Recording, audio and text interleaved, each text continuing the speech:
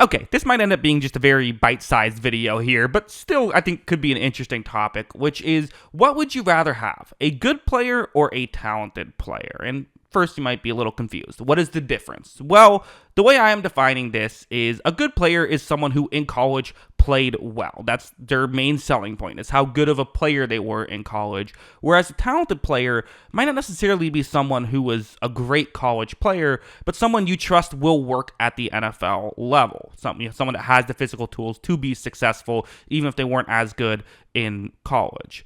Now, most of these things overlap, right? It's a physical sport. So usually if you're talented, you're going to be good also, right?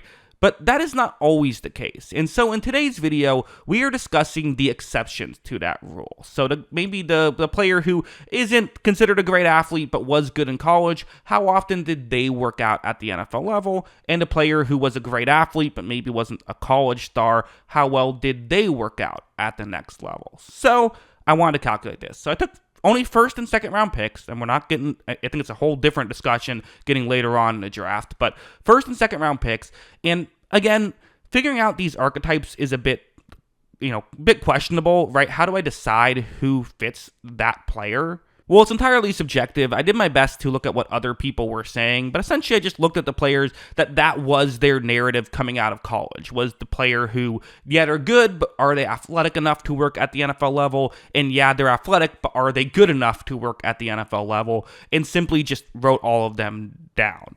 Then I gave them a score of 1, 2, 3, with 3 being they were like awesome, like elite, 2 being they were good, and 1 being they weren't good. That's kind of the arbitrary scoring system. This is, you can't get a perfectly scientific study on this, but I think that sometimes going with more of a subjective take can actually give you a more accurate result than trying to be objective, but then things can get weird with that. So that's what I decided to do, and these are the results. So how well did the good players and the talented players score?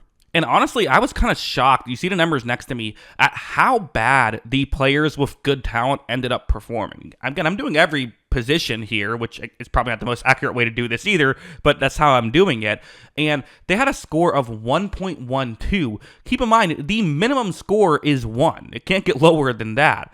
Good players have a significant jump, a 1.86. It is worth mentioning, so I decided to just take a random draft just as a example. I took the 2023 draft. It's just what page I happened to be on.